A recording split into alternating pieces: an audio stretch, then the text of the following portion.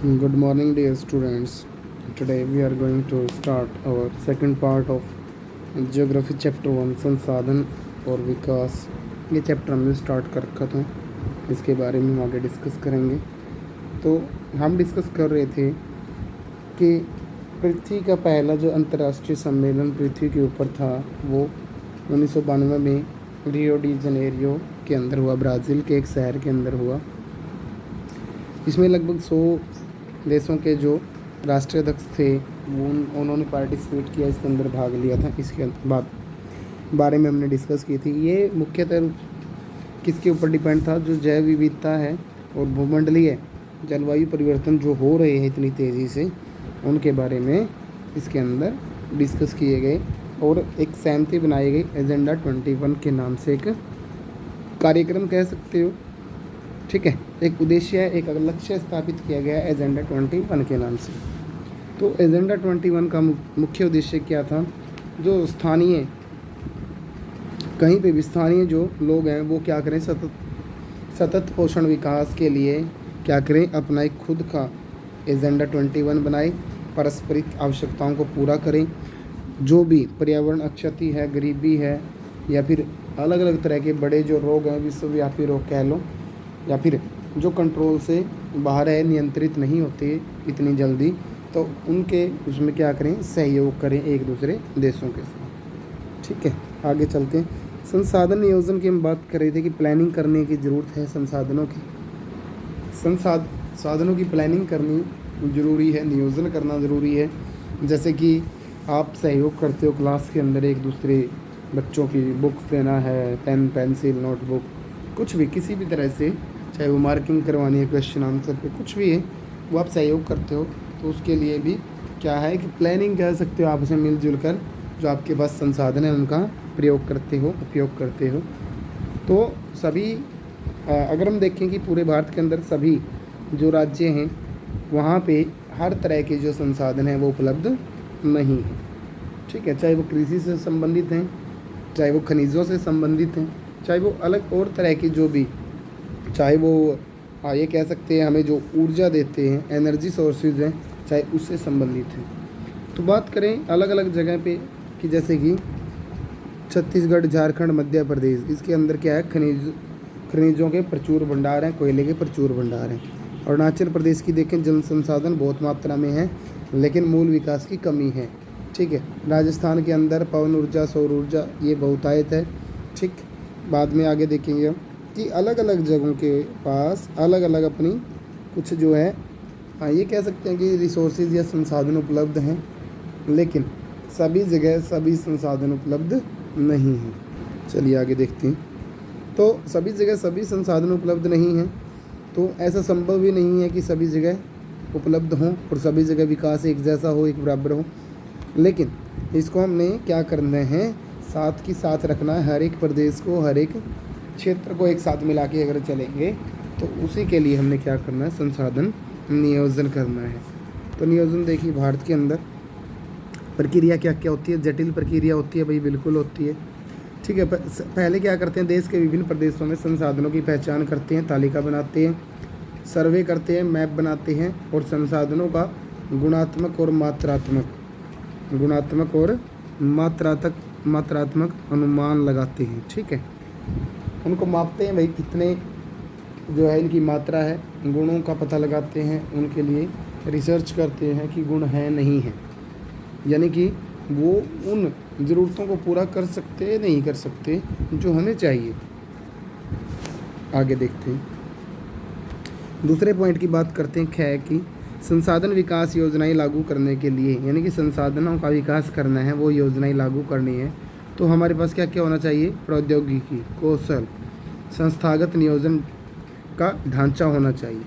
यानी कि हमारे पास प्रॉपर बिल्डिंग हो, प्रॉपर एक टेक्नोलॉजी हो, प्रॉपर स्किल हो लोगों के अंदर, या जो वहाँ पे काम करने वाले हैं उनके अंदर कौशल होना चाहिए, उनके अंदर क्षमता होनी चाहिए उस काम को करने की, ठीक है। आगे देखिए, संसाधन विकास योजनाओं और राष्ट्रीय विकास योजना में समन्वय स्थापित करना। भाई संसाधनों का विकास करना है, वो योजनाएं, और कितना विकास करना है, यानी कि राष्ट्रीय विकास कितना करना, तो उसके हिसाब से संसाधनों का जो नियोजन करना है उसके लिए योजना बनेंगी। ये नहीं कि वैसे ही आप मान लो आपकी कुछ जो घर की ज़रूरतें हैं, ठीक है, आपके घर का जो विकास है उसके लिए योजना बना रहे हो, तो उसके तहत आपको जितनी वस्तुओं की, जितनी चीज़ों की ज़रूरत है वो आपने परचेज़ करनी है या फिर प्रोड्यूस करनी पड़ेगी, पैदा करनी पड़ेगी। नहीं तो क्या होगा, नियोजन अच्छे से नहीं हो पाएगा, प्लानिंग अच्छे से नहीं हो पाएगी। तो भारत के अंदर पंचवर्षीय योजनाएं चली आ रही है, ठीक है। उनके अंदर संसाधन नियोजनों को एक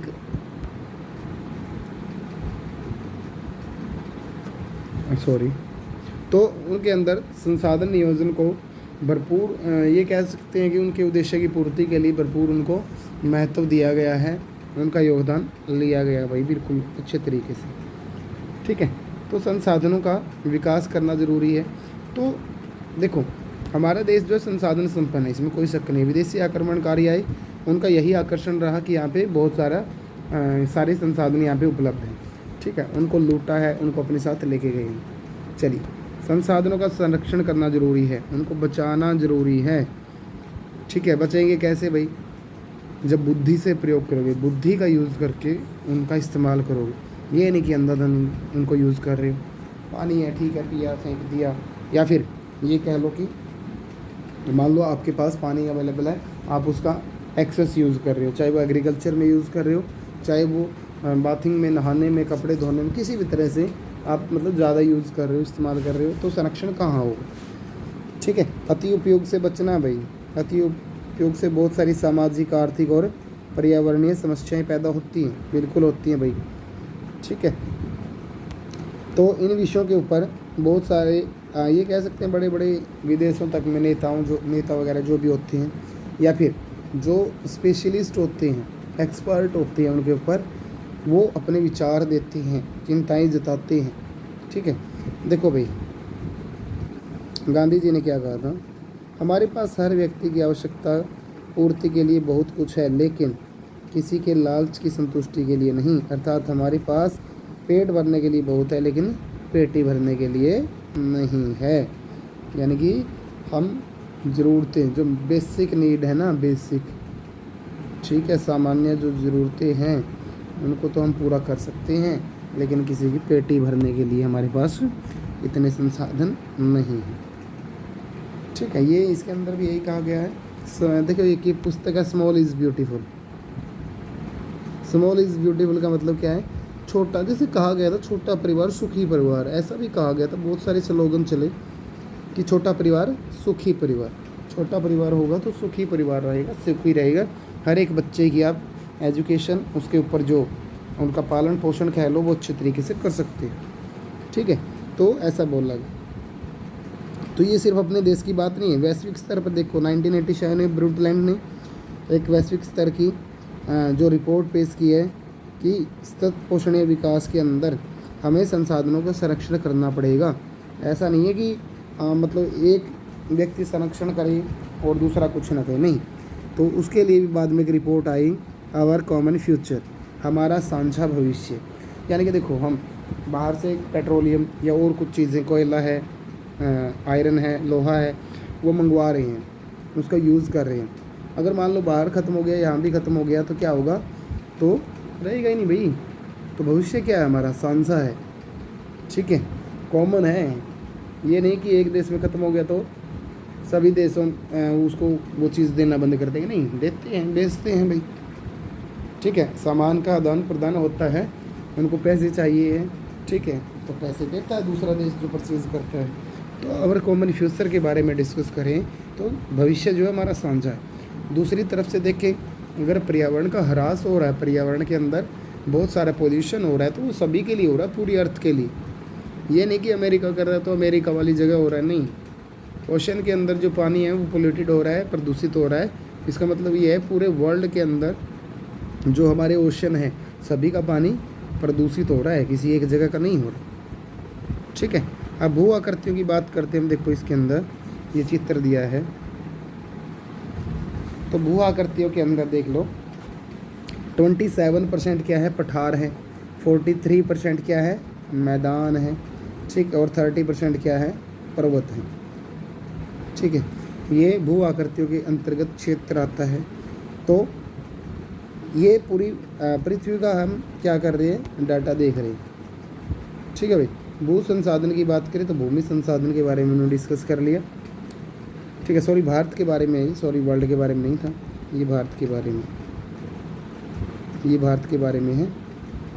ठीक है, तो इसको ध्यान से देख लेना।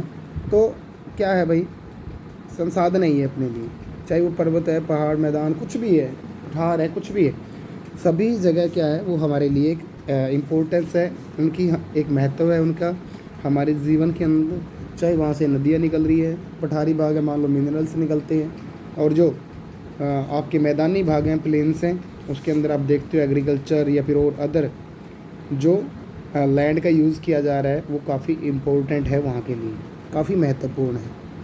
ठीक है, तो लैंड यूज़ की बात करेंगे, भूमि का जो उपयोग है उसके बारे में बात करेंगे, लेकिन इस वीडियो में हम इतना ही डिस्कस करेंगे क्योंकि ये अलग से फिर टॉपिक हो जाएगा और ये काफ़ी लंबा टॉपिक है, वीडियो काफ़ी लंबी चली जाएगी। ठीक है, तो इसके ऊपर हमने क्या है अच्छे से डिस्कस भी करना है भाई कि संसाधनों का संरक्षण क्यों जरूरी है, भूमि संसाधन है कितना इम्पोर्टेंट है, कितना आवश्यक है हमारे लिए।